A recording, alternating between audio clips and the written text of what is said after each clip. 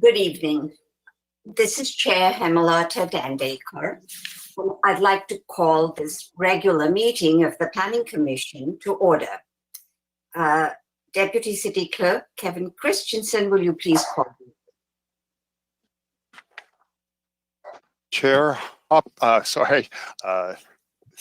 Commissioner Hopkins, absent. Commissioner Khan. Here. Commissioner Quincy. Here. Commissioner Shorsman. Here. Commissioner Wolkin. Here. Vice Chair Jorgensen. Here. Chair Dandekar. Here. Can we have the Pledge of Allegiance for the flag? One moment.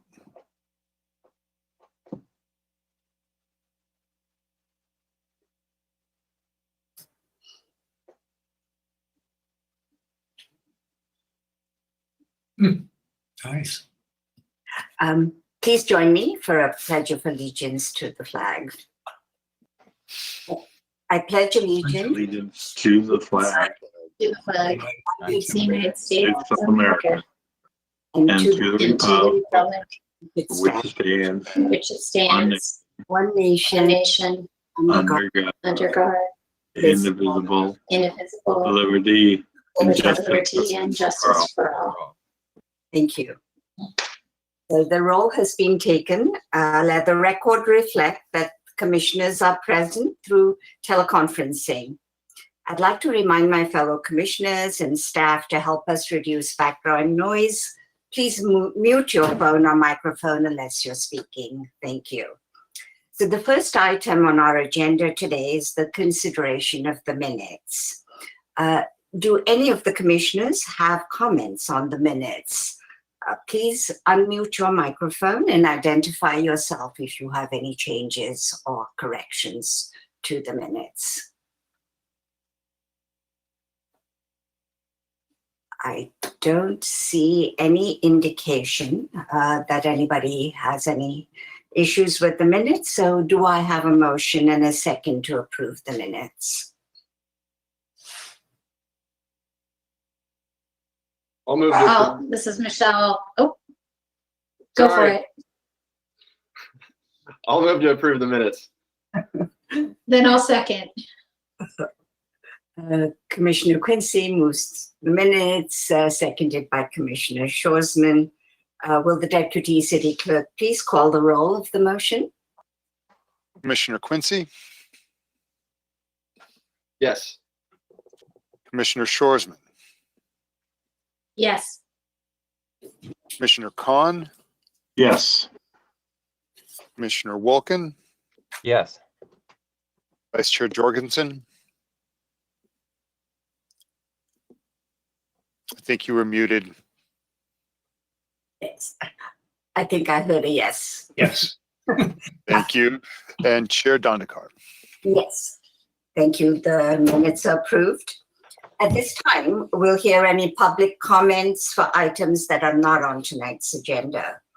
Items raised are generally referred to staff, and if action by the commission is necessary, may be scheduled for a future meeting.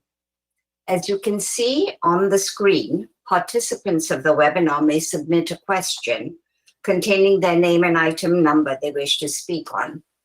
Once public comment for the item is opened, your microphone will be unmuted and you'll have 3 minutes to speak. Deputy City Clerk, do we have any public comment? At this time, I don't see any hands raised or questions from the attendees, nor have we received any late emails. So no, there's no public comment on items not on the agenda. Thank you. This is a public hearing. Any court challenges to the actions taken on public hearing items on this agenda may be limited to considering only those issues raised at the public hearing or in written correspondence delivered to the City of San Luis Obispo at or prior to the public hearing. If you wish to speak, please give your name and address for the record. Please limit your comments to 3 minutes. Consultants and project presentations are limited to 6 minutes. The second item on our agenda was a review of a new inclusionary housing development. Per staff's recommendation, this item will be continued to September 9th, 2020, the next Planning Commission meeting. Item 3 on the agenda is review of an affordable housing incentive request for a project that was previously approved for mixed use. This request is for a density bonus of 95%, which is higher than the standard incentive. If we could have the description of the project, the public hearing item is to review the project located at 1042 Olive Street. Could Assistant Planner Kyle Van Leeuwen please present the report? One Yes. moment while we change the presenter to Planner Van Leeuwen. All right. Finally got my computer to work here. Okay. Can everybody hear me? Yes. Just one second. You should have the ability to control it now, Kyle.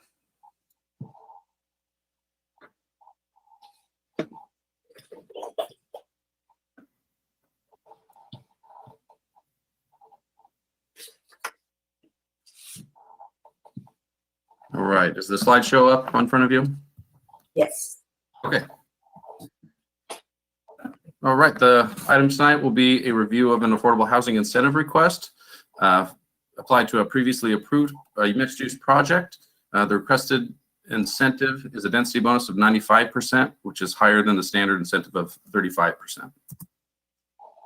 The staff's recommendation tonight is to adopt a resolution approving the affordable housing incentive request of 95%, subject to findings and conditions of approval. PC's review is due tonight because the affordable housing request is an alternative incentive and a density bonus for a density bonus in excess of the standard incentives, and alternative incentives are required to be seen by the Planning Commission. The project site is located here on Olive Street, just to the west of Santa Rosa. Just for background, this is an approved structure. So the project was approved by the Architecture Review Commission in 2016 and by the City Council on January 3rd, 2017 after an appeal of the ARC's approval.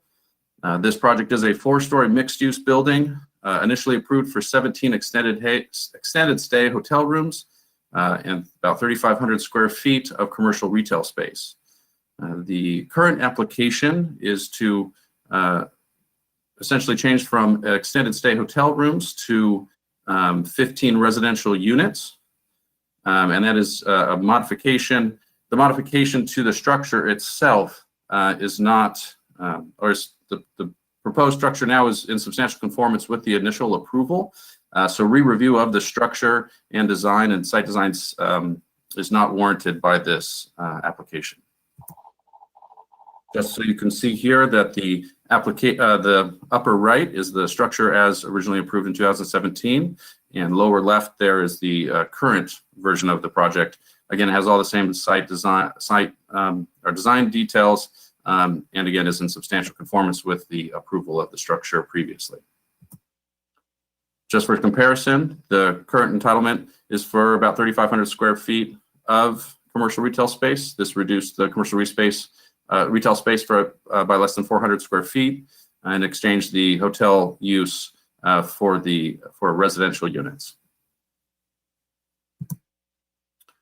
There have been questions about how we determine density bonus amounts once they are beyond the scope of the table provided in the zoning regulations, table 8-3.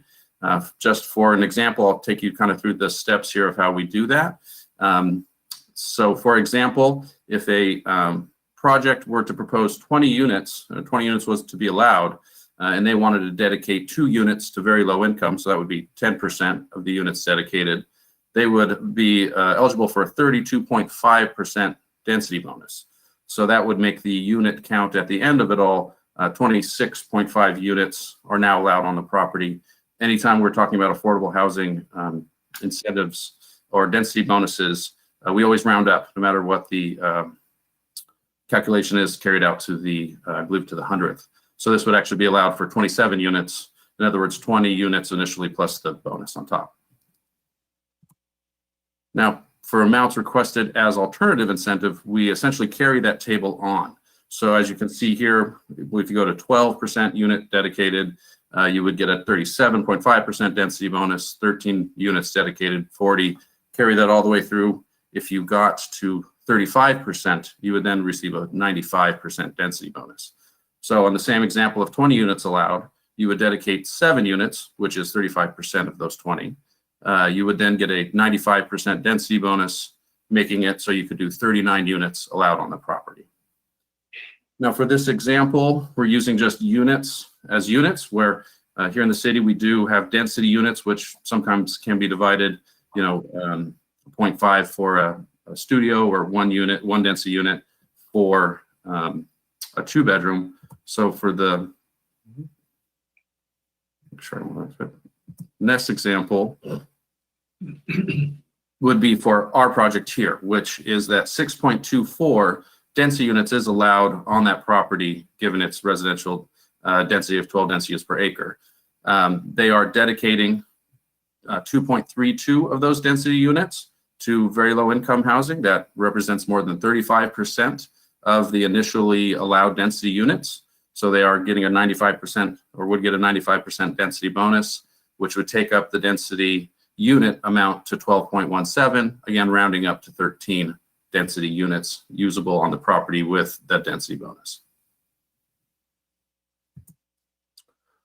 So I know there might be some other questions, but at this point, staff will wrap up their initial presentation. Again, the recommendation is to adopt a resolution of approving the affordable housing request. There are some extra slides I have presented. If there's some questions that come up that some commissioners let me know might come up. I also do want to let you know I talked to the applicant, and they liked the staff's presentation from what I talked to. So they do not have a presentation of their own, but are available if you have questions specifically for the architect. Thank you. I'll call upon the Planning Commission members in alphabetic order for questions and comments. Commissioner Jorgensen. Yeah, I do have a couple of questions, and I think part of it just relates to changing from extended stay to residential, and also because the project was approved a couple of years ago. One kind of question is, isn't storage for each unit, like 200 cubic feet, usually required in multi-use buildings like this? My understanding is that is a requirement related to subdivision requirements, and not specifically for just residential units. So this is not proposed to be subdivided. Storage, extra storage, usually often it's like in the garage spaces or something like that. Interesting. I'm surprised at that. Also, there doesn't appear to be, there appears to be a couple of decks, but is there an outdoor space requirement like decks or balconies or anything? There's a walkway, but is there any such requirement? Sure. So there, again, those requirements, my understanding is that is connected to when you are subdividing into individual ownership, airspace, parcel, or common interest subdivision. And it does have a area on the top floor that is a common deck area. So there is some outside area on that floor provided. Speaking of that deck, there's another deck that doesn't appear to be accessible. And there's also 2 storage closets of some kind up on that 4th floor. Is that, do you know if both decks are going to be? So there are, There's actually 3 decks, I guess. There's a total of 3 decks, and the 2 other decks would be accessible from the top units. And the 3rd deck? For the for everyone in the complex. The third deck Two doesn't are look to private, be one is, accessible to anybody on the fourth floor. sorry? The third deck doesn't, that's in the southwest corner, doesn't appear to be accessible to anybody. There's no entrance to Oh, it. I see. Yes, that is, maybe it didn't show up. I believe there is a roll-up door similar to the one on the east side that would extend from that upstairs, two-bedroom unit, that would access that outdoor deck area. Oh, so it would kind of belong to them then. Correct. I see. Okay. And then some of the two-bedroom units don't appear to actually have closets in both bedrooms. Is that a requirement? It isn't a requirement in terms of zoning regulations definition of a bedroom. I'm sorry, could you say that again, Kyle? I'm sorry, I had trouble. The zoning regulations definition of bedroom does not require that a closet be in those bedrooms. In a bedroom, to make it a bedroom, you don't need a closet. And then getting back to the fact that this was approved a couple of years ago, but the final plans are not in, are things that we're requiring now, like say all electric appliances or solar panels or any of those things going to be required for this project? So anything, because this was submitted for this type of change this year, I believe this project would have been deemed complete in June or July. So anything that was in the zoning regulations that are required for multi-family property will be required when they submit for plans. So that would include any updated bicycle parking requirements, or if there's EV-ready requirements, then that would be required as well for the structure. Uh-huh. Okay, good. Thank you very much. Commissioner Khan. I'm sorry, you cut out a little bit. Can you just repeat what you just said about the electrical requirements, Kyle? I'm sorry. Sure. Because this change into residential is being proposed this year, anything in the zoning regulations as a requirement will be required for this project. So that would include, we have some updated bicycle parking standards from when this project was originally entitled, as well as some EV charging for multifamily. When that building permit comes in for the structure, we would make sure that those requirements are met. Commissioner Khan. So they're going to be very low income housing. And from the letter from the architect, he says that the rent on a studio would be $766 a month. Is that number right for very low? I believe when I checked those that was correct with our housing coordinating person. That's the updated numbers. Okay. And how does the city determine or check that that is constantly done, and how long do they have to have it at that set rate? Is that for the life of the unit, or how does that work? I'm not 100% sure. I'm pretty sure it is for the life of the unit. And that is done through an agreement and followed up with, I want to say by the housing authority, but possibly by the city. Okay. All right. That's my only questions. I can follow up on that question from Commissioner Khan a little bit. So in regards to the deed restriction, it's going to be a 55-year deed restriction for rental units. So that would, go out quite significantly, and that's the maximum allowed by state law. So that's how that would go down, and that would be a recorded deed on the property. Thank you. Appreciate it. This is, Clarification, if the units are sold, the application implied that they could be sold, then it is only at the point of purchase that the price is controlled. So this isn't proposed to be individually sold. So it would be rented by some rental company, by a property management company, and carried on. I believe some language they had considered that, but that is not what they are actually requesting at this point. That there might have been a note left from a slightly previous version of the project when we were discussing it. Thank you. And actually, to do a subdivision like this, you'd have to have individual meters, water meters for each of the units. There's quite a few things you'd have to do to sell these that are different than this design. Yeah, and that was my feedback to them, that the changes that they would need would be more than just a density bonus. Yeah. Okay. Commissioner Quincy.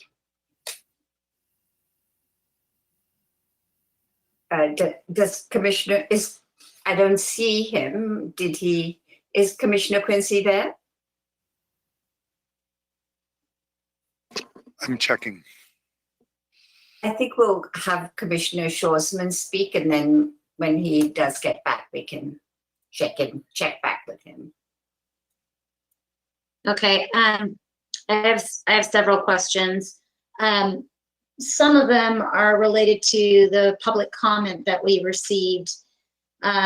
We received several letters that had very similar content in them, listing a bunch of concerns about the structure, concerns about the traffic impact on Olive Street. Can you just maybe address, I don't know if you don't have them in front of you, Kyle, I can read them to you, especially the ones that I'm most interested in if you want. Sure. I think I can address that. I think the majority of the questions were really related to the structure as it is currently approved. Again, the structure it continues to be approved. So speaking about height or setback or anything like that is really not the purview today. It's a standing approval. I do have, whoops, took me too far. Give me just a second. I did ask for the transportation department to provide me with some numbers, and these are just the comparison of 15 apartment units compared to 17 hotels, and the expected parking impact would actually be less for the apartments than the hotels. That would be the one question in those that I think really is more use related, and this would be the response that I would have. You mean in terms of number of trips? So their concern about having too much traffic on that street is somewhat lessened by the fact that these are going to be residential units as opposed to hotel rooms. Is that what you mean, basically? Correct. That's what the numbers I was provided are showing. Okay.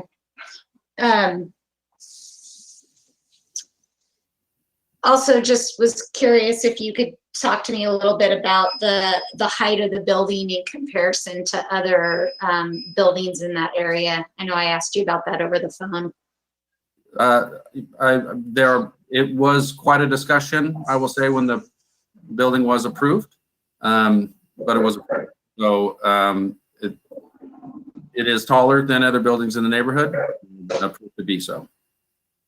Okay.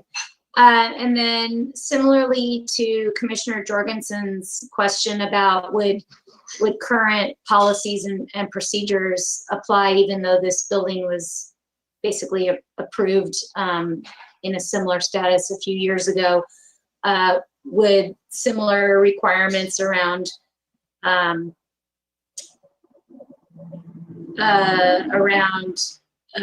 bike parking and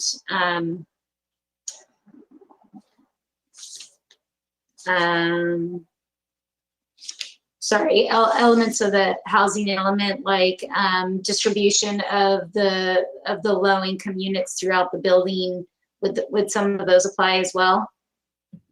So in terms of bicycle parking and the EV parking and any other updated standard that's related to a residential use being placed there, then they would need to comply with those updated requirements. Those are the two that come to mind right away. I know we had a discussion, thank you for that, yesterday, to ask about the unit breakdown. I did find out some information, so I'll go ahead and get into that. So the city does have an inclusionary housing requirement. When the projects include affordable housing, pretty much that inclusionary housing requirement will be met. This project would be required to have one low-income unit if it was just building with the allowed density. And with those inclusionary units, we usually do try to make sure it's a equal unit in size and spacing.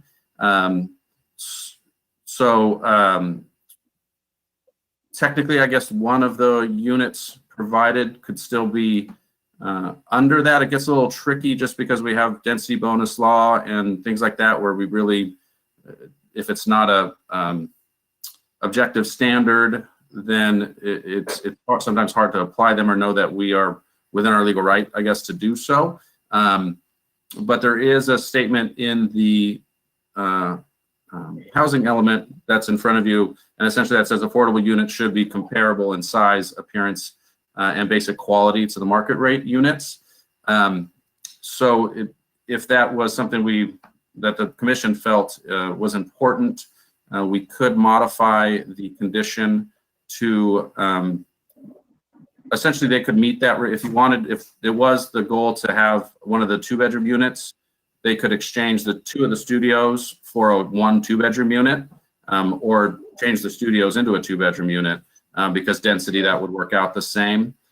I will say that I've had a couple of discussions with Haslo recently, and they've been really trying to find ways to add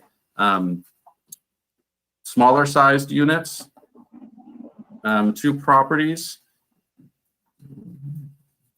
And get back to that.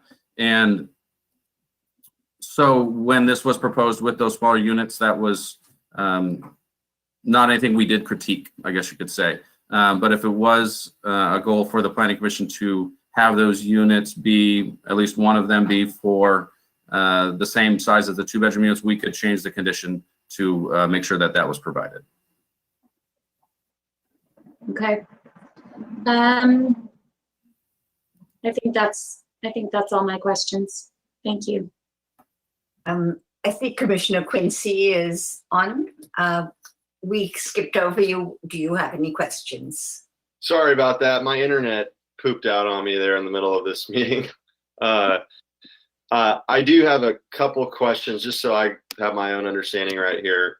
In terms of design, we don't have any discretionary authority today, correct? Because this is substantial conformance, right? Yeah, yes, that's correct. I mean, essentially, this structure could be built today, and they could come in with this request, and it's a use that's allowed because it's mixed use with residential and commercial. This project was actually reviewed as a mixed use building the first time around, because we do, in a lot of cases, count hotel and commercial as also a form of mixed use. So when it comes to kind of those design aspects that we look for in for a mixed use building, the building was reviewed against those. So Okay. with all of that consideration, we did say that this was a substantial conformance in terms of the building itself. And then, I think you just hit on it, but in terms of use, though, the current use as presented, because it's allowable in that CT zone, we don't have any discretionary authority over that either, correct? Essentially correct. Okay. I think that's all I had. Thank you. Commissioner Wilkin, thank you. Mike, we can't hear you. Sorry, I have a couple of questions. First of all, regarding parking, for the proposed use, what is the current parking requirement without consideration of any parking reduction? I had that number in front of me. I believe it is 31. Okay, and they're proposing 35, correct? Correct. So even without the parking reduction, the project would be allowed. There was some discussion about, when this project was approved, we did have different standards for parking reductions and a slightly higher requirement for residential parking. So now we're kind of combining the old parking reduction with the new parking standards.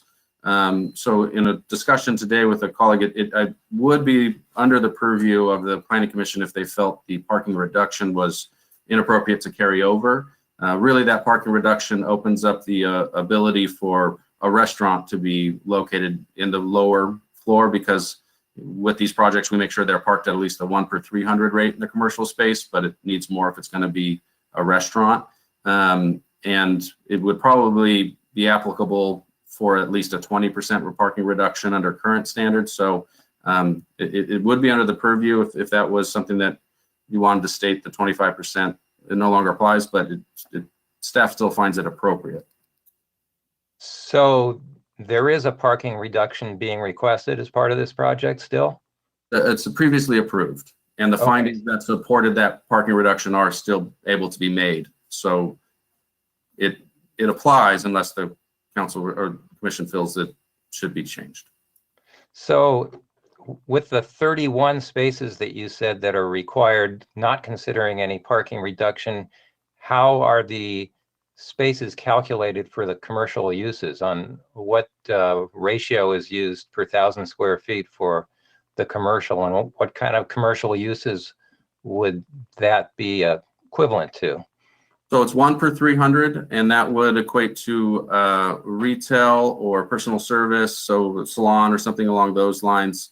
CT zone actually is doesn't have a lot of as many uses that are allowed in it as other zones. So it'd be good to know that a restaurant would be at least allowed. I think my calculation was a third of the building, a little more than a third of the building with the parking reduction could be a restaurant. Without the parking reduction, you're looking at most a quarter, if even that. But it definitely has enough for the 1 per 300 standard, which is usually our base rate. Okay, so I think what I hear you saying is that if someone proposed a restaurant, they would actually have to take advantage of a parking reduction to get enough spaces to accommodate the restaurant, right? I guess I put it this way, it would be if we were to say that the parking reduction previously approved no longer applies, we would probably in the year or so after it was built, have an application to see if we could reapprove a parking reduction so a restaurant could go in. And we would probably have support for at least like I said, 15 to 20% reduction, depending on because it is a mixed use shared scenario. So is there a standard 20% reduction for a mixed use project? There used to be. It's now more of I should say 10%. I think 10 to 15% can be approved at director's level. The other level, I believe, would have to come back to planning commission to approve. Okay, and what's the percentage that was approved by the city council a few years ago? Was it 20 or 25%? It was a 25% reduction. Okay, all right. Okay, that's enough for parking. Just one other question. There was a concern expressed in the letters that we received about solar access, and I was just wondering if any of the standards in the zoning ordinance had changed regarding solar access from the time that this was approved to today. So the zoning regulations for setback requirements in this zone would not have changed, and the language from the conservation open space element about appropriate solar exposure have also not changed since 2017. So therefore, the zoning regulations didn't change regarding solar access. Nothing about solar access, I believe, would have changed between when this was originally approved and now. Okay. All right, thank you. Those are my only questions. Yeah, I just had a question for my fellow commissioners. When one drives through this area, one can see the justification for the long-term residential, sort of part of a continuum of hotel, motel facilities, service facilities. And this would be the only residential, full-time residential project on that street. And I understand from talking to staff and so on that our abilities to influence use, in a way, this use is changing. And the permitting and approvals were done on a different use. So the envelope stays the same, but in fact, the use is moving from service, tourist supporting to full-time residential. And it just discomforts me because we're raising questions about, is it the right parking? There's also the question of, is it the right, what is the impact on on neighboring properties and so on. We've had most questions from neighboring properties, and I don't think I have a specific issue to raise with staff. I did call Kyle and he was very good about explaining why there is the 95% density increase, which allows for this configuration to work out, and which is approved. But the change in usage, which is apparently an allowed usage within commercial, is this something that concerned any of the other commissioners? And I'm not sure if we have purview to influence that or a way to think about that, but it does seem to me it's breaking a kind of zone of tourist supporting activities and inserting basically a fairly deeply residential project.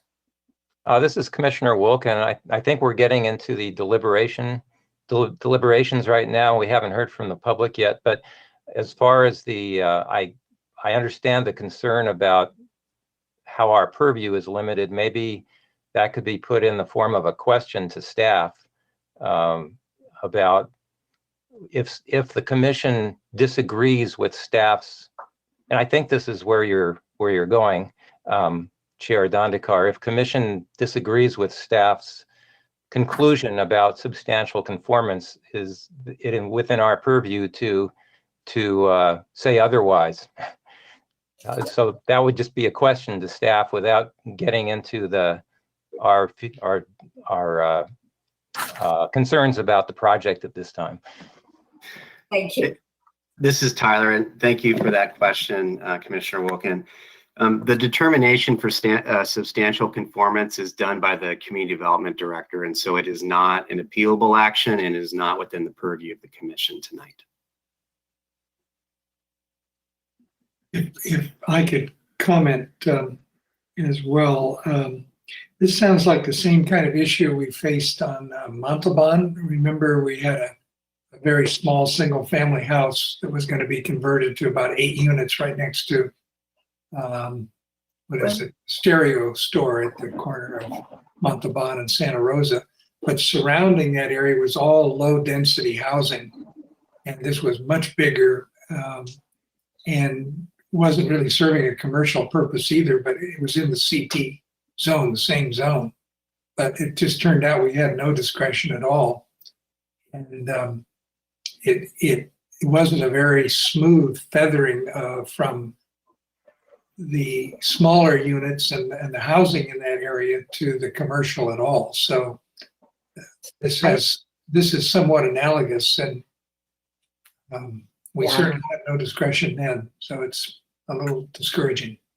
Yes, I think we are in the discussion phase. I taking Commissioner Wilken's comment about due process. Let me go through, allow public input, and then we'll open up this issue for discussion within the commission. I understand from Kyle that there is no applicant presentation. Is that correct, Kyle? That's correct. So I'd like to ask the Deputy City Clerk if we have any public comments on this item. I'm going to ask the attendees just to go ahead and raise your hand or enter a question into the question box if you'd like to speak. I'm just giving it an extra moment because there had been a hand raised. Yes, I thought so. I believe that Casey Patel would like to speak. I will unmute your mic now. And you are self-muted, so you'll need to unmute your own mic and then you should be able to speak. Casey. You're still self-muted.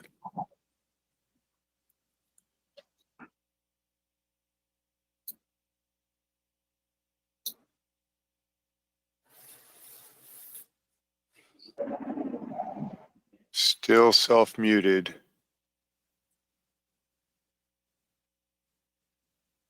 If you do still want to speak, can you go ahead and raise your hand again or type into the question box, please? If you have, awesome. Okay, so let's keep working on the self-mute. If you're unable to get your microphone to work, you can go ahead and type your comments into the question box and I will read them. Oh, perfect. You're good. Can you hear? Yep, you're good. Okay. Yes, I'd like to have a concern to be raised for Casey Patel. We are apparently the neighboring property, and we do have several concerns, and I understand some of the concerns not being taken as even last time it was approved. But we like to, now that since it's going to be project as a residential rather than the commercial for the hotel use. And I'd like to know, there's a few questions that we have sent it in, and I'd like to know that if there's anything can be done, especially for the setback, because it is on the Olive Tree Street, as everybody knows, it's the access to the freeway, and there's a traffic, it's tremendous traffic.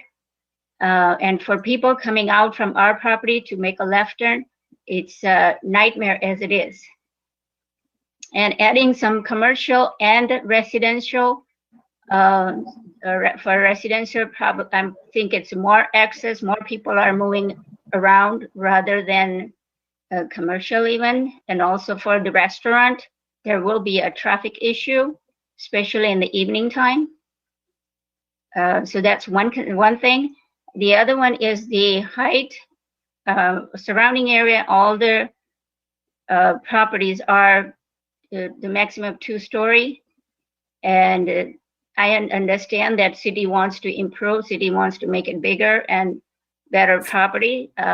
So we would like to see there's something coming next to us also, but it will be, the height would cause a lot of tremendous problem for us because of the it's going right to the property line. That would block the all the windows that we have for that will block the sunlight, as well as the solar that we have spent a lot of money on it too, that would not get access of the sunlight on certain area of the property.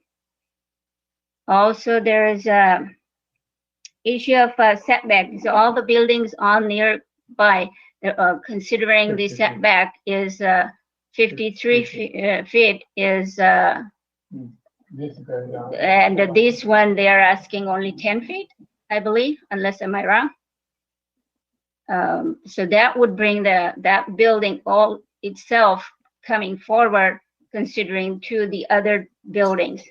That would again cause a problem of visual of while the people are coming in and out. So I'd like you to consider that. So I would appreciate if any comments on that. Thank you very much, Ms. Patel. Are there any other comments from the public? City Clerk? There are no other comments from the public at this time. Thank you very much. I'd like to bring the deliberations back to the commission. We do have letters from Mr. Patel and other other owners around this property.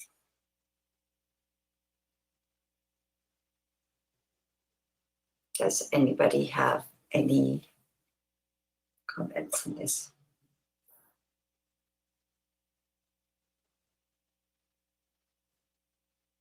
In terms of the letters that we received from Ms. Patel and some others that seemed like they were neighboring property owners, those were the items that I was attempting to get clarification from staff on earlier, but it sounds like we don't really have any discretion in those areas. So I'm not clear if any of those items or are legitimate concerns right now, and I guess it doesn't matter because this was already approved, and so there's no need to.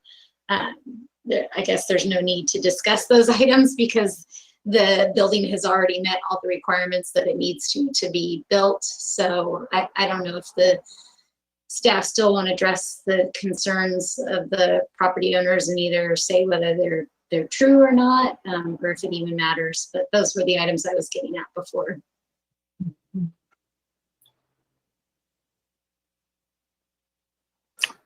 If I could speak. Commissioner Khan. Thank you. Kyle showed us the trip generation from the proposed use versus the previous use that was a long stay hotel type of unit. What he said basically is there's less trips, less vehicle trips every day in this current use than in the use that was in the past. So it'd actually be reduced movement in and out of the driveway based on this use from the old use. And the way those numbers are generated, the trip generation books, they actually go out and count vehicles on similar uses and create charts and graphs and try to project trip generation out of different types of uses. And it's fairly accurate. So I just say that staff has presented to us that there'll be less trips for this use than the other use.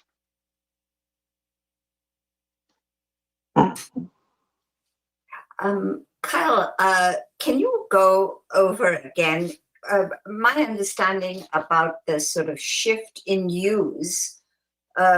This is approved through the director level approval. Is that correct? So it's an allowed use, I guess, there isn't, I guess it would, I mean, obviously there's a larger scale here, but, if a restaurant downtown became a salon, they're both approved, allowed uses. You get we would make sure that any parking requirements are addressed and things like that. So it's different because the building's not built, but it's fully entitled. So it's kind of the way we've looked at it.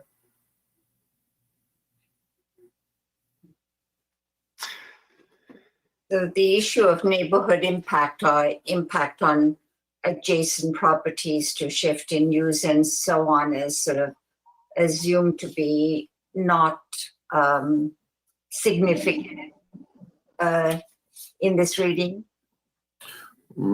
Correct. I would say that with the zoning regulations allowing those uses, that's kind of in terms of zoning things in the locations they're allowed or conditionally allowed, it's allowed to be residential. Yeah, just to add to that, Chair Danakar, the community development director doesn't have the authority to disallow a use that's allowed by right in the city's municipal code and the zoning regulations. So changing the use from one allowed use being a extended stay hotel to residential is not under the authority of staff and the director to say that that's not allowed, because that would require a change to the city's ordinance to prohibit a particular use, and that would apply not only to this site but to all sites with the same zones. So under the CT zoning, which is the pertinent zoning on this property, commercial with residential would be allowed. Correct. And if I could, I don't know how to raise my hand. Commissioner Jorgensen. I'm sorry. Still don't know how to raise my hand. I just don't see. I guess with some of the other Zooms, you have a little hand you can click on.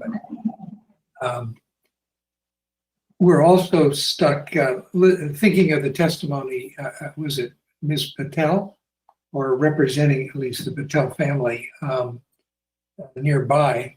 The reality is this project, designed just as it is right now, was approved in 2017.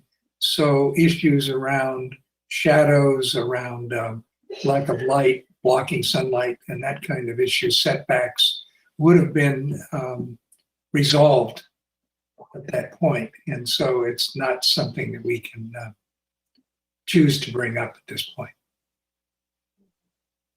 Just wanted to clarify.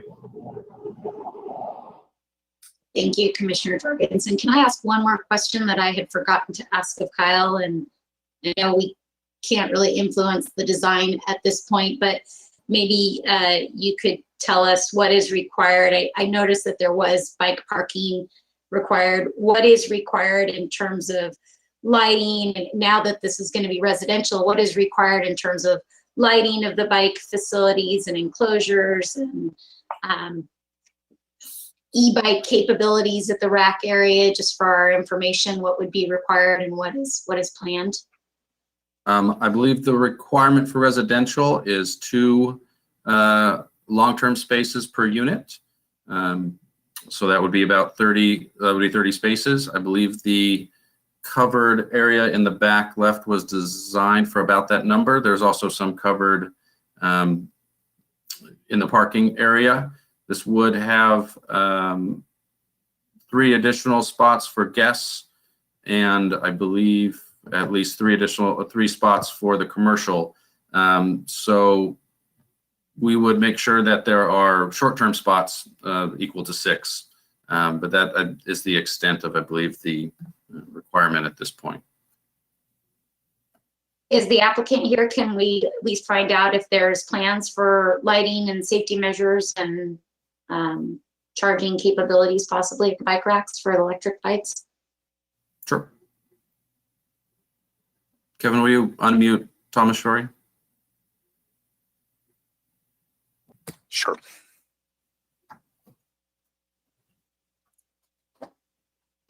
Mr. Shorey, you are self-muted.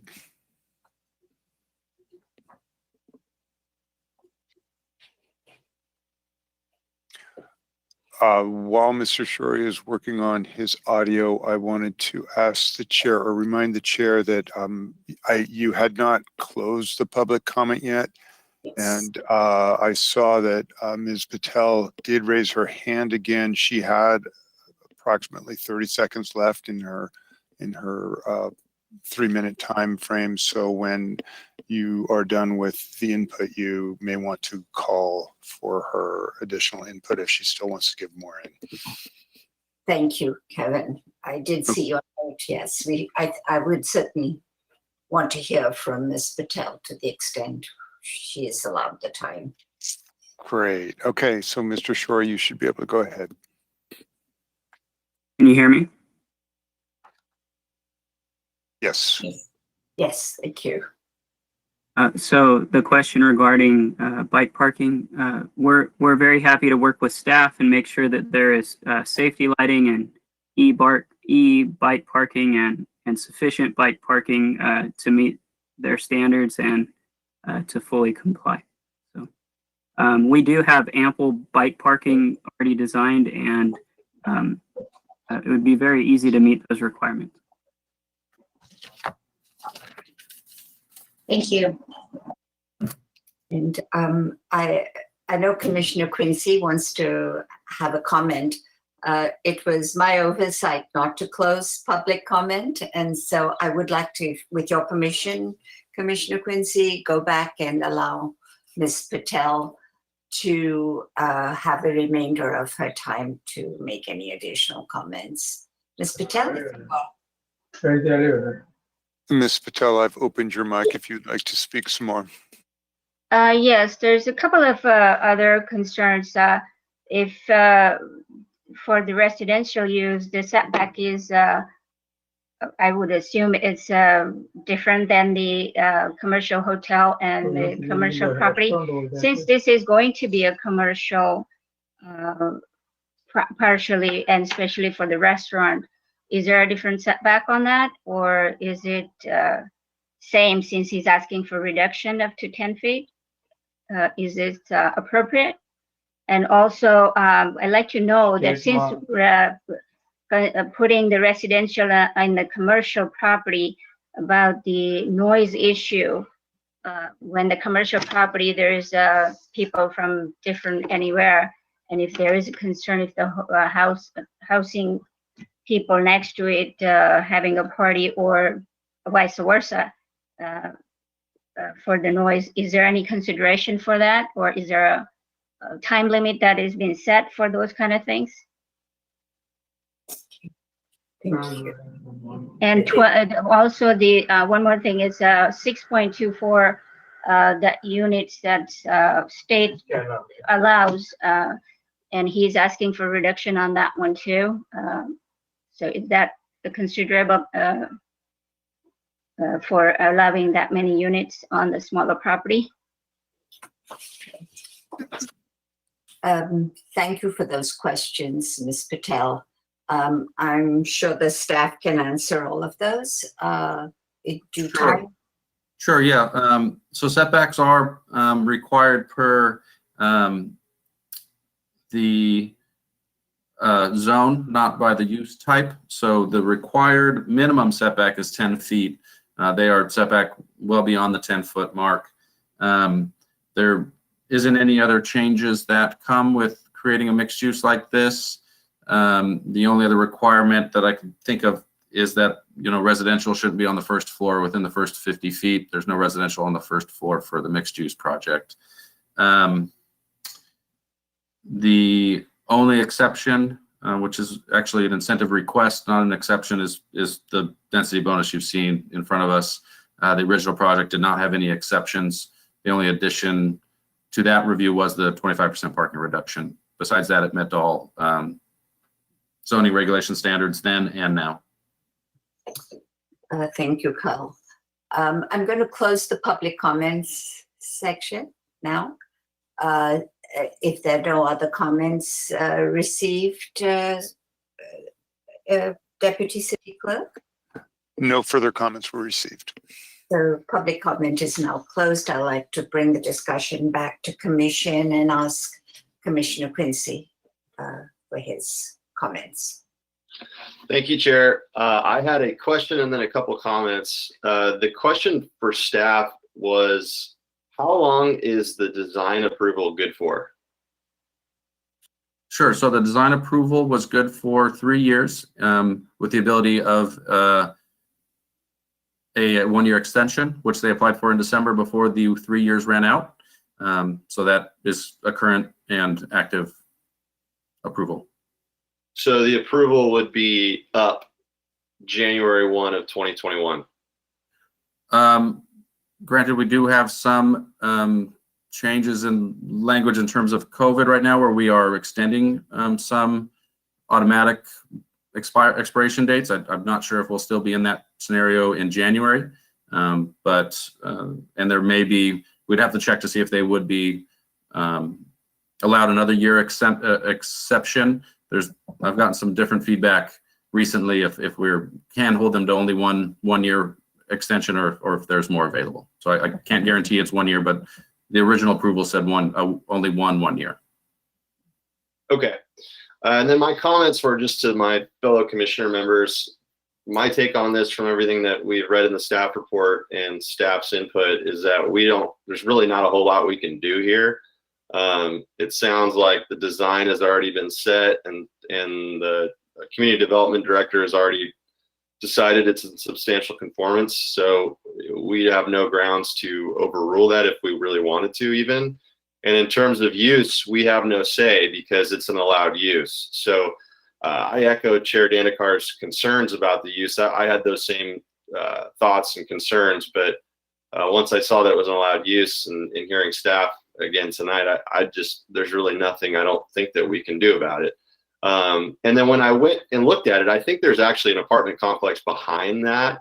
So, I mean, there is some residential in that area. And then lastly, in terms of what we are here for today, which is the approval of the density bonus, I think Commissioner Khan hit the nail on the head in terms of the only way we would be able to deny that is if there's an adverse impact. And the only possible impact I could see here would be traffic, and it looks like it's actually quite the opposite. There's not an adverse impact. So those are my comments. Thank you. Thank you very much. Do I see any other comments? Commissioner Wilkin, you haven't had a chance to speak. And then I'll go to Commissioner Shorsman. She had her hand up. Okay, yeah, thank you. I agree with Commissioner Quincy that our purview is pretty limited in this case to the consideration of the density bonus, and the density bonus to me makes sense based on the number of affordable units they're providing. If you just, as staff explained, carry forward the table that's in the zoning regulations, you come out with a 95% density bonus. And my understanding is they could actually ask for 3 incentives under the zoning regulations, and they're only asking for 1 incentive, which is the density bonus. That's if I'm not mistaken. But I think there are a couple things we can do with the conditions, and I have a couple of suggestions. And this is kind of a question to staff, actually. Condition number 5 in the original approval, I think is no longer applicable because we have changed from a commercial mixed use to a residential commercial mixed use. And that condition talked about whether you can have reserved parking for any of the tenants. And I think once this becomes a residential mixed use project, you can reserve parking for the residences. And so I just wanted to confirm that with staff. If that's the case, I think we could probably delete condition number 5. And I wanted to hear what staff thought about that one. Sure. So that is a condition we actually put or used to put in it on almost all projects that got a parking reduction, because it's a shared parking reduction. So you should have the facilities to share. The zoning regulations has been updated to add something called unbundling parking, and that would be to say you wanted it to be specifically for a use, I believe.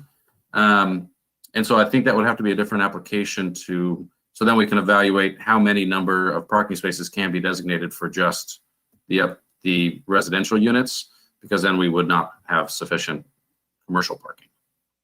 Well, this is Commissioner Wilken again. I'm not referring to unbundling. Just there's a provision in the zoning regulations for parking for mixed-use projects that states, I read this, I think I read this earlier today, that states that if you have a residential commercial mixed-use project, you are able to reserve parking for the residential tenants. However, condition number 5 says there shall be no reservation of parking for any of the tenants, which made sense under the previous approval with a hotel and commercial, but I don't think it's applicable now with residential units. So I would like to see the residential tenants be able to have reserved spaces, spaces marked for residences. And I think condition 5 precludes that. So my suggestion is to delete condition number 5. The other suggestion I had to do with noise. Was there a noise study done for this project? I didn't see a reference to that. No, there was not a noise study done. I believe, it was a couple years ago, so give me a minute. It was something that was brought up and looked at the contour lines for the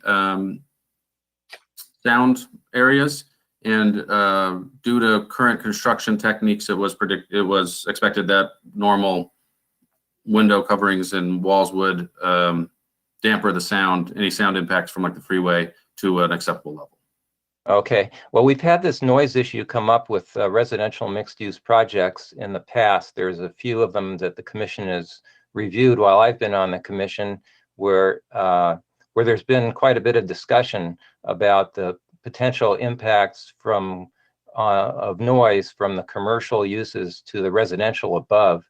And if I'm not mistaken, there was some sort of standard condition or condition that staff placed on some of those mixed-use projects, just having to do with minimizing noise and including the location of mechanical equipment on the roof, and so that it would minimize noise to the residences. So I was wondering if staff could if there's a standard noise condition for mixed-use projects that we could add to this project, as we did on some of the others. The one that comes to mind is the mixed-use project at the, I think it was called the Mix, or next to the Mix, on Monterey Street and California, maybe. And I think it's come up on some other ones too. So my suggestion would be to add a standard noise condition to minimize noise to the residential units, especially from mechanical equipment. Yeah, the only response I would have is it is in the zoning regulations that for a location like this, commercial component of a mixed-use project shall be allowed to operate from 7 a.m. to 8 p.m. And any operation outside that would require the business or use to get a minor use permit. So that's, but if you wanted to add a condition in regards to that, I guess that could be, that's related to the use change. So I'm not sure if it's appropriate to make that condition, but it would be open to your discretion to do so. Okay, well, those are my suggestions, and so I'm ready to vote on a motion because I think the project meets the zoning requirements and for a density bonus, and that seems to be what we're limited to today, is considering the density bonus. And my suggestions would be to delete condition 5 regarding reservation of parking, or the condition prevents reservation of parking for tenants, for residential tenants, and add a standard noise, add a noise condition. So those are my thoughts. I think Commissioner Schwarzman, thank you, Commissioner Wilkin. I think Commissioner Schwarzman had a few more points too. Yes. Thank you. Yes, I appreciate your input, Commissioner Wilkin. I feel the same that was expressed by other commissioners. It feels like we have very little discretion here, that we're here pretty much to approve the housing density.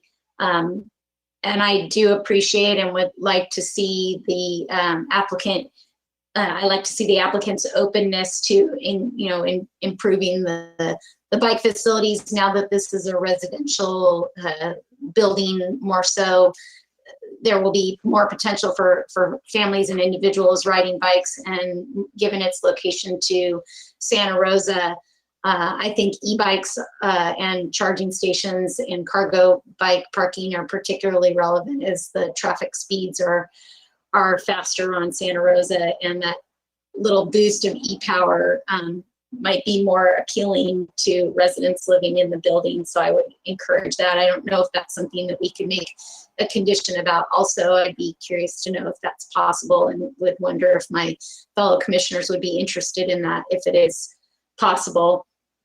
The last thing I wanted to bring up again was the item that Kyle put on a slide, proposing a potential change to the affordable units that were identified in the building. When I initially looked at it, I had some concerns about the proportion of 2-bedroom versus 1-bedroom versus studios that were being designated. And it seemed like only the smaller units in the building were being designated as affordable. And that has been my experience so far in my limited tenure on the Planning Commission. And so I had wondered if it was possible to place a 2-bedroom unit in those affordable, in that pool of affordable units. But I'm wondering if the other commissioners who have more experience in this recently think that that is a need or not. I would like to comment on that, Commissioner Schwarzman, and then I'll open it up for Commissioner Jorgensen. I think this is an uncomfortable fit for residential in the first place. I think the original use was better.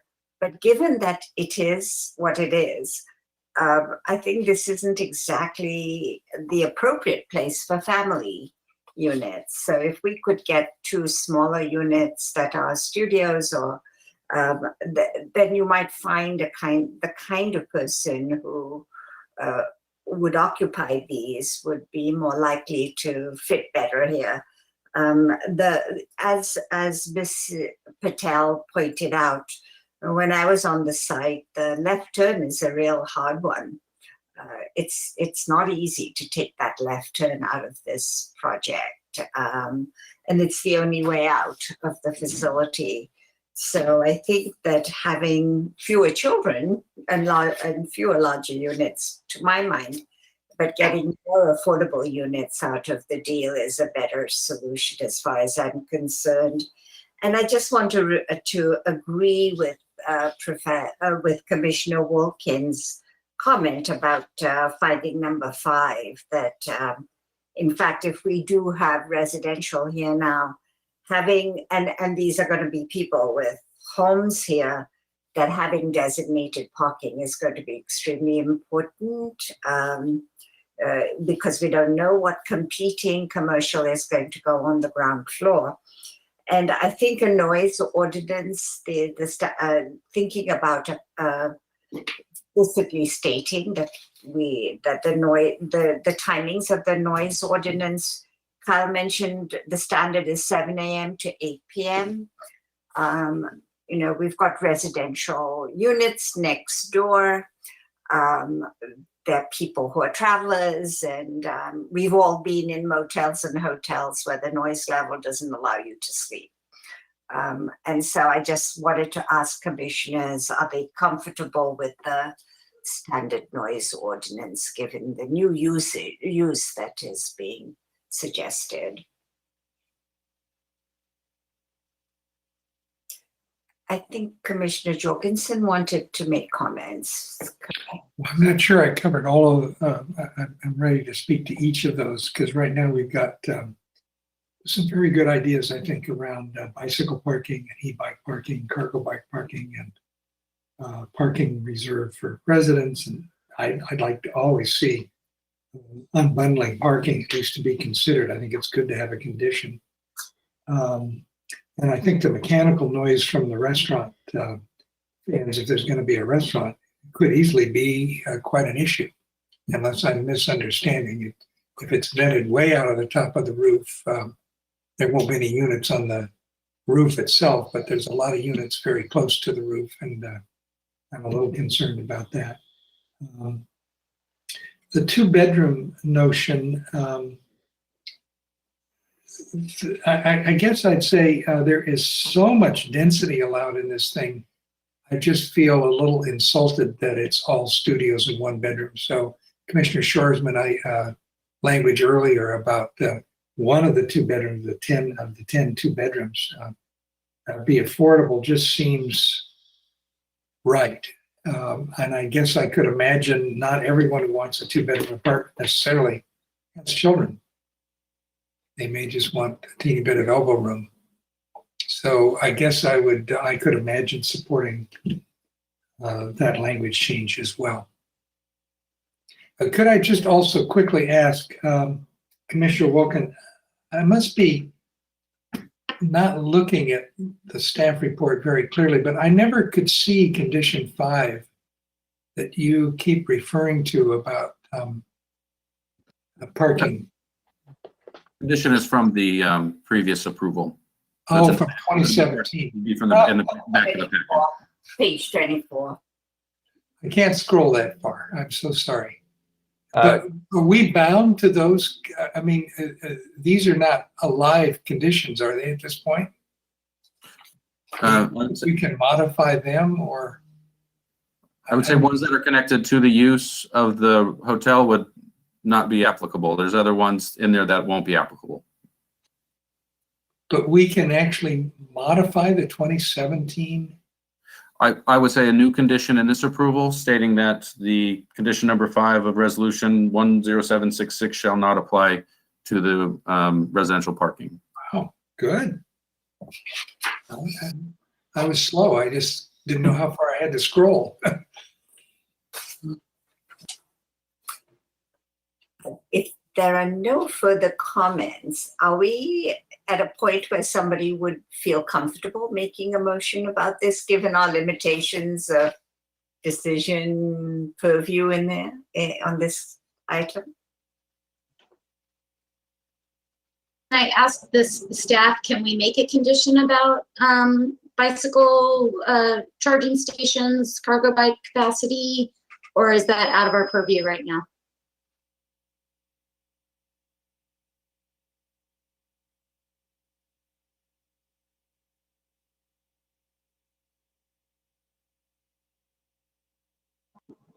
Sorry, I'm having a computer issue on my side. I apologize. Were you going to answer that, Kyle, or? I'm having a computer issue. Give me just a second. Okay. Can you hear me again? Yes. Yes. Yeah, sorry. Would you re-ask that question from the last minute? You want me to ask the question again? Yes, please. Yeah, so my question was from my comments a little earlier, is this appropriate? Do we have the purview to put a condition in requesting that the applicant, put in cargo bike capacity in the bike parking area as well as charging ability for e-bikes, or is that out of our purview right now? Not 100% confident in my answer, but I believe that would be pertinent given that it is allowing for the residential use. So anything connected to that residential use could potentially be conditioned. I did write up something that would be a potential condition 4, which essentially states bicycle parking areas will be provided with lighting and facilitate e-bikes and cargo bikes. So my suggestion would be, it would be probably helpful to run that particular condition by the applicant to make sure that they're in agreement with that condition request. I'm saying that because this particular item is so narrowly focused on the density bonus. We do have building code requirements and other zoning regulation requirements for bicycle parking. And so something that's outside of those code requirements, I would like to hear from the applicant on that particular item. So my first question, I guess, Commissioner Shoresman, would be, are you asking for something beyond what our code requires? I guess I'm still not clear if our code currently provides for cargo bike parking as well as charging capability at a bike rack. I wouldn't think that it would at this point, but I took a quick look. if it does, then I guess I don't need to know. I don't need to add it. I took a quick look in the zoning regulations. I did not see language associated with that. Yeah, I don't recall that language either. Then if my fellow commissioners would be supportive of that, and it sounded like the applicant was amicable to the concept at least, I'm comfortable with staff working out the language or the agreement with the applicant to include those elements, unless you think that we should put a condition in. I'm not sure where to go here right now. And I agree with you. The applicant did seem to feel he would be supportive of that. I heard him say that, the representative of the applicant. So I support what you're saying. This is Kyle again. I think we might just, if we are adding any new conditions, maybe finish every single one with to the satisfaction of the community development director. That way he can check with the city attorney or anybody else if that's outside of our scope to condition that, if it becomes an issue.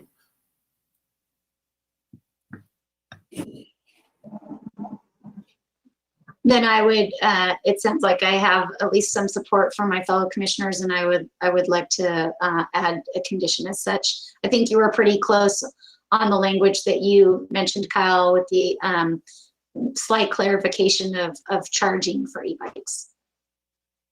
Got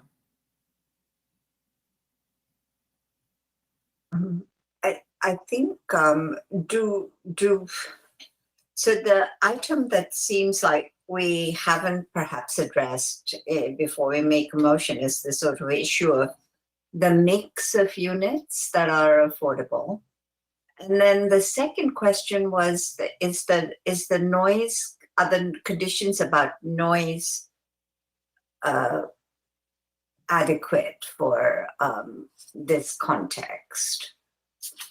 Because Kyle, I heard you say that the noise ordinance would have a limit of 7 a.m. to 8 p.m., correct? Yes, that would apply to any mixed-use project in that zone, where if you wanted to go beyond 8 p.m., that would require a use permit. So, I had a question. Can we dictate to the applicant which units they're designating as affordable or as low, very low income? I believe, my understanding is because there's an inclusionary housing requirement that would cover one of those units, that's also covered by the density bonus, that you could potentially dictate one.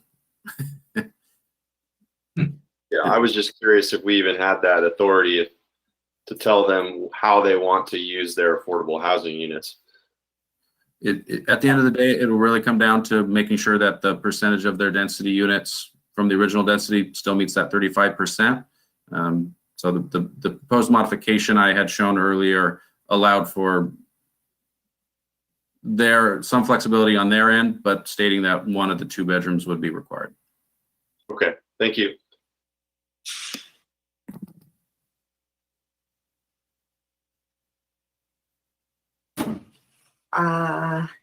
Does anybody else want to weigh in on the issue of unit mix?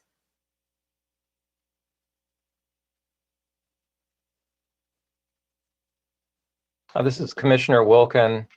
I think I'm okay with designating at least one of the 2-bedroom units as affordable. I just wanted to make sure that the total number is still going to be 4 units. Is that correct? No, that may drop it to 3 instead of 4. Right. Oh, well, in that case, I think I'd rather see 4 affordables than 3 affordables, with one of them being a 2-bedroom. And wouldn't that change the whole density picture of the project if there's only 3? Not if we're figuring it by density units, because a 2-bedroom unit has the same density unit count as 2 studios. All right. I still think I'd rather see 4 actual units affordable than 3 density units. I think I would agree with that too, just because of the location and who might occupy these units. And also, I believe it was said earlier that Haslow prefers to have smaller units in their mix. In my recent conversations with them, that was the case. And they're certainly experts at it, the need of our community. It sounds like we don't have majority support for this, Commissioner Schwarzman, that condition. I can see arguments for it either way. I echo what Commissioner Jorgensen said. I just felt uncomfortable for me with the majority of the units remaining being 2-bedroom. Just didn't seem right. But I can also see the argument of losing an additional unit. So additional separate unit as opposed to density unit. Commissioner Quincy, you're the only one who hasn't weighed in on this. Did you have a position?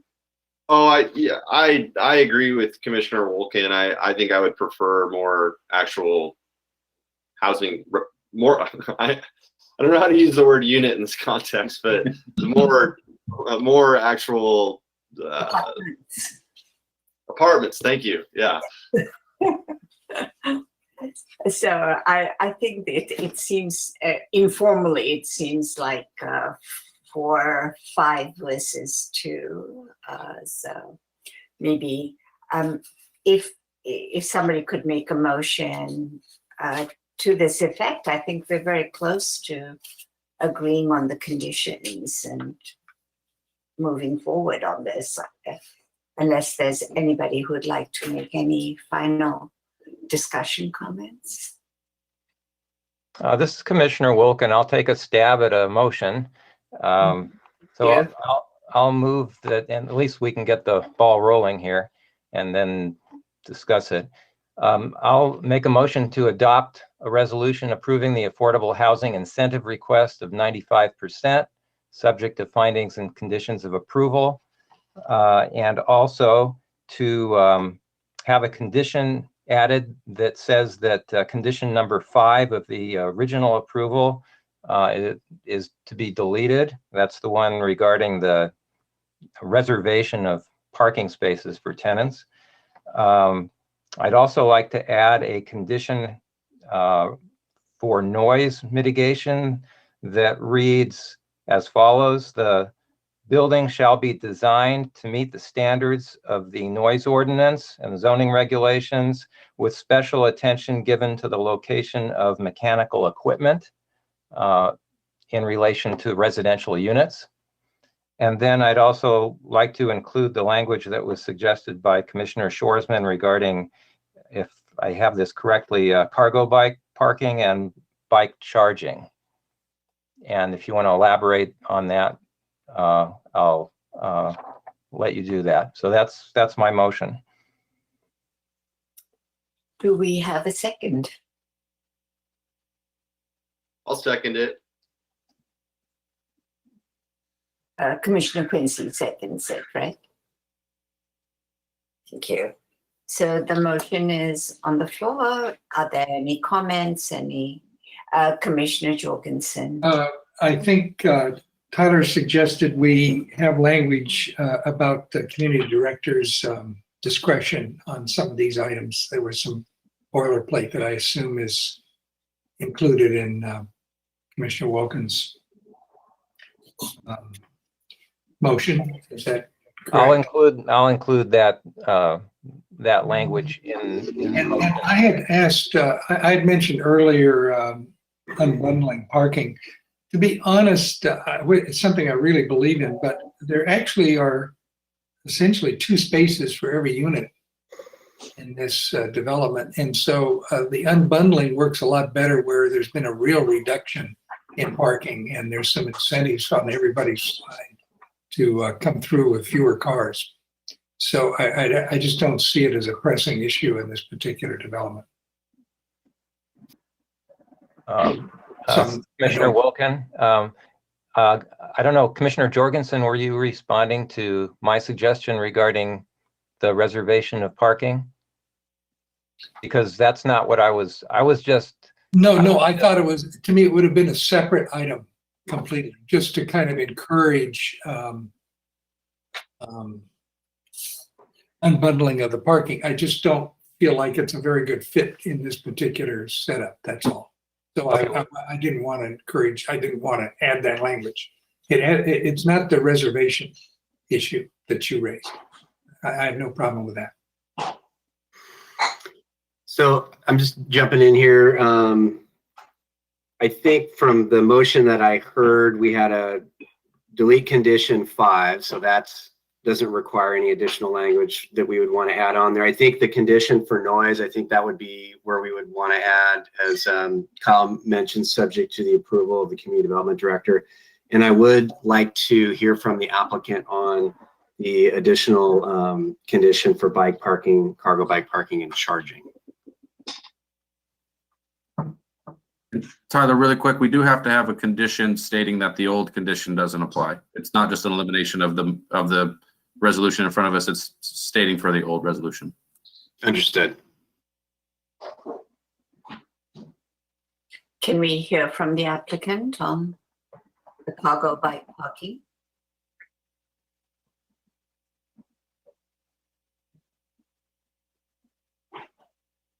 He's self-muted at the moment. There we go. I think my first question is just exactly what you're asking for. We're happy to include that to fulfill the current requirement. Is there a number, or how does that work? Maybe I'll lean on Kyle for that. I can speak to intent. My intent is that there are many types of bike racks that don't necessarily accommodate larger cargo bikes or or electronic bikes, bikes with motors. They require a little bit more stability, more like a peak rack type style design, which Kyle can kind of talk to you about more. And then also the ability to have an e-bike charging while it's in the rack, basically. So some sort of electrical capabilities is what I was thinking. Kyle can probably speak to what's required a little bit better than I can. We're absolutely able to provide a high quality bike rack that could support a cargo bike, and we are open to providing a certain amount of electrical. We would hope that it would be a minimum and not in excess as to place a burden on the project.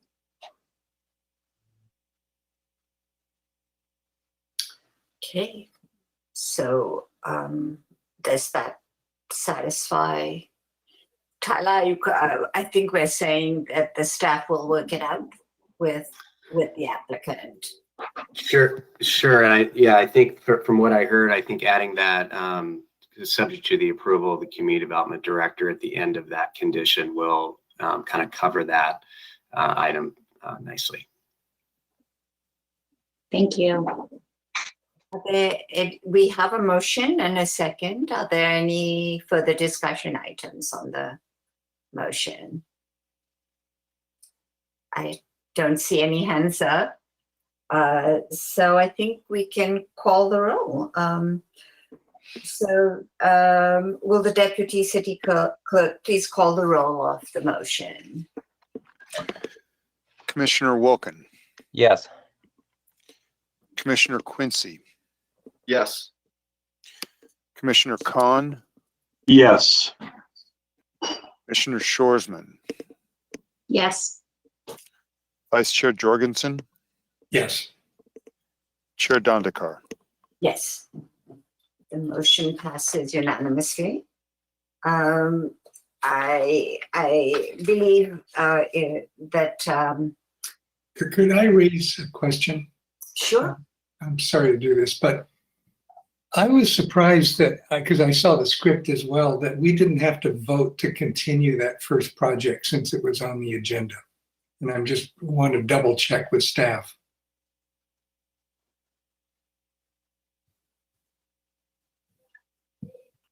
Did we need a vote to continue item number 2? This is Marky Jorgensen. I don't know that answer off the top of my head, but I'm happy to research it real quickly unless other staff know the answer to that. I could just state that we have done similar in the past when we've noticed either a noticing error or something that comes up last minute, and so was not prepared for the Planning Commission. I don't believe in the past that it was needed to be made a motion to do so. And I would agree with Kyle's statement that there really isn't any other option for the commission to take any other action on that. We didn't take an action. Well, I mean, there's no action to be taken. It's staff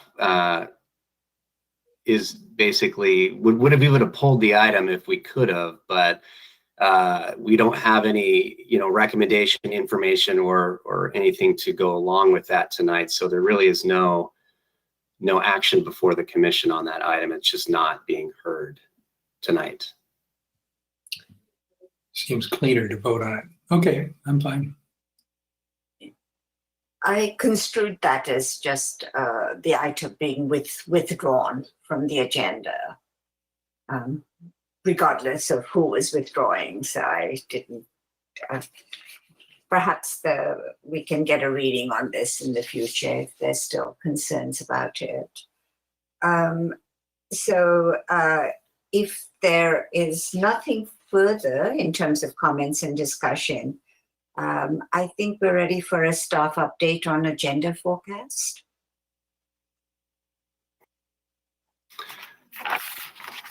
All right. Well, thank you, Chair Dandekar, members of the commission. Just looking out, I'll do the next couple meetings in September. So September 9th, we currently have 3 items that will be before the commission. First item I think I've touched on in the past is a project out at 3700 Ranch House, and this is a 40-unit townhome project in the Orchid Area Specific Plan. It includes 8 affordable housing units, and it's a complex of 14 separate buildings.